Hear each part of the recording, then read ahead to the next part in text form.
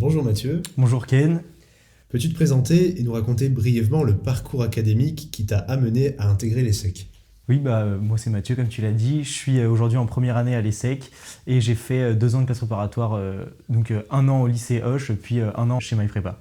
Pour revenir un peu dans le passé, tu obtiens une mention très bien au bac, tu intègres le lycée donc Hoche, qui est un bon lycée à Versailles.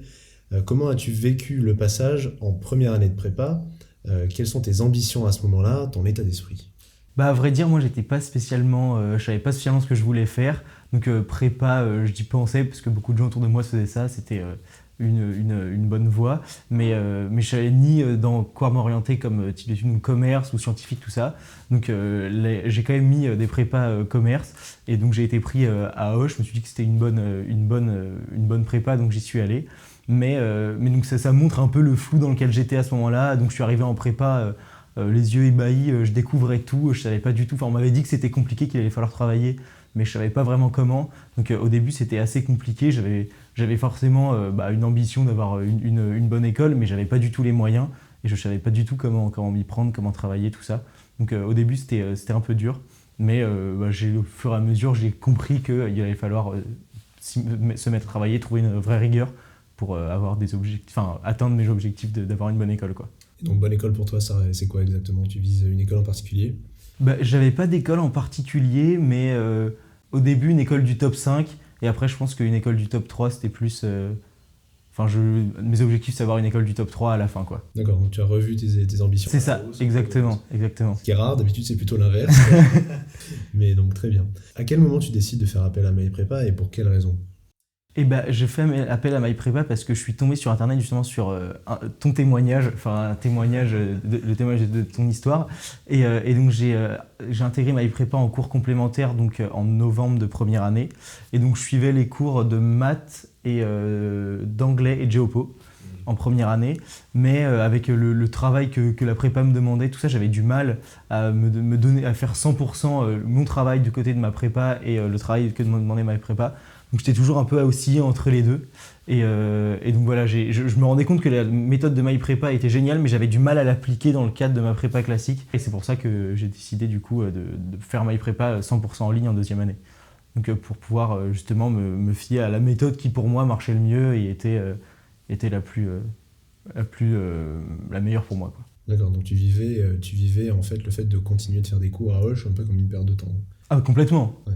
Complètement, moi j'étais en cours de culture G, je faisais des maths, mais comme je pense 90% des préparationnaires, mais j'étais, ouais complètement, j'avais pas, l'école par exemple, il y avait beaucoup de cols qui n'étaient pas spécialement utiles, enfin faire beaucoup de triptyques qui servent que à HEC au cours des 2 ans de prépa, je sais pas si c'est la meilleure préparation à avoir, et donc ouais, j'essayais d'appliquer au maximum la méthode de MyPrépa, travailler sur les polys, tout ça.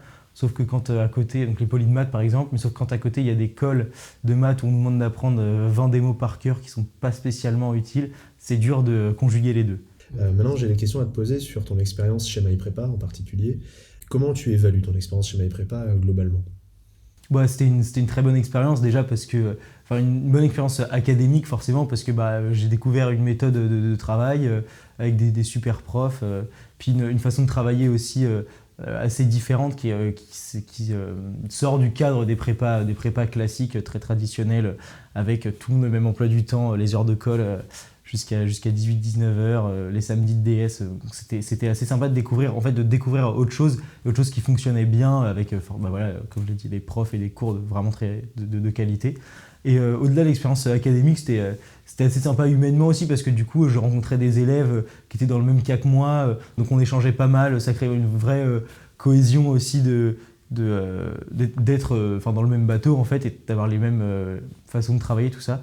Donc c'était une vraie expérience assez sympa. Commencer à faire beau dans l'année, c'était vraiment un très bon souvenir pour moi de tous travailler ensemble et de vraiment progresser aussi ensemble. Donc c'est très chouette. Tu travaillais beaucoup sur la live class. Ouais. Est-ce que tu as quelque chose à dire sur l'utilisation que tu faisais de la live class? Eh bien, je me suis rendu compte récemment que du coup, maintenant cette année à l'ESSEC, je fais beaucoup de cours en ligne et que ça a vraiment rien à voir avec les cours en ligne qu'on faisait sur la live class parce que les profs savent utiliser la live class, c'est des vrais cours qui sont faits pour ça avec des fonctionnalités super pratiques. Par exemple, les replays, on peut revoir les cours qu'on a eus.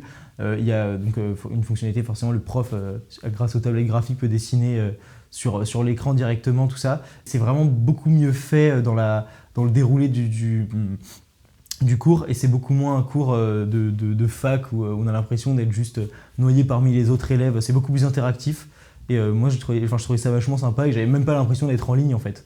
Parce que aussi il y avait des moments où on travaillait un exercice de nos côtés, le prof passait nous voir comme un prof dans une vraie classe si on avait travaillé de notre côté, et ensuite il y avait des corrections globales, on pouvait prendre la parole quand on voulait de ça. Donc c'était une bonne expérience à Live Class. Quelque chose qui m'a beaucoup marqué aussi chez MyPrépa, c'est forcément la qualité des profs, mais aussi leur esprit concours, la façon dont ils nous amenaient à progresser pour passer les concours, et qui dispensaient pas des cours comme ils le dispenseraient à des élèves d'université. Donc ça m'a vachement aidé. Et là-dessus, j'ai des exemples. Par exemple, en culture générale, je sais que le prof s'était focalisé sur un petit corpus de textes qu'on étudiait vraiment en profondeur, et plutôt que d'étudier 200 œuvres qui traitent tout le thème d'une façon plus ou moins large. Et du coup, ça m'a vraiment aidé d'avoir cette étude très concrète de quelques œuvres pour traiter des sujets qu'on allait avoir en philo. Ou aussi en histoire, je me souviens que notre prof nous donnait une méthode très scrupuleuse d'introduction, vraiment très très scientifique, qui m'a beaucoup aidé à comprendre en fait comment construire une dissertation, et qui m'a fait gagner beaucoup de temps lorsque j'avais à faire des épreuves de géopo. Et c'était justement de bien définir les termes pour ensuite faire découler une problématique qui a du sens, et donc un plan, et donc une dissertation qui avait du sens. Et c'était vraiment, il y avait une méthode très très scrupuleuse, presque un nombre de phrases à respecter par petite sous-partie dans l'introduction, et ça m'a vraiment beaucoup aidé, mine de rien. En première année, tu étais dans un bon lycée de Versailles, le lycée Hoche. Qu'est-ce qui a fait que tu as voulu changer de prépa en cours de deuxième année pour rejoindre MyPrépa ? Et ce qui faisait que j'ai changé de prépa pour rejoindre MyPrépa, c'est que j'avais du mal à trouver mon organisation, mon rythme au sein de mon lycée. J'essayais tous les mois, je changeais de méthode, j'avais du mal à me calquer sur ce que les profs voulaient, ce que moi je voulais faire, ma façon de travailler, tout ça. Et comme j'en parlais tout à l'heure, je travaille beaucoup à l'envie. La méthode de travail des profs allait un peu à l'encontre de ce truc-là, c'était beaucoup plus procédurier, un peu plus compliqué, donc j'avais du mal à trouver comment travailler pour progresser. Et donc puisque je connaissais MyPrépa déjà des cours complémentaires de première année, que je me suis dit que ça pourrait être une bonne idée, donc je me suis rapproché d'Olivier, j'en ai parlé avec lui, et donc c'est comme ça que j'en suis venu à aller chez MyPrépa pour justement bénéficier de leur méthodologie qui était beaucoup plus en accord avec ma façon de travailler et de progresser.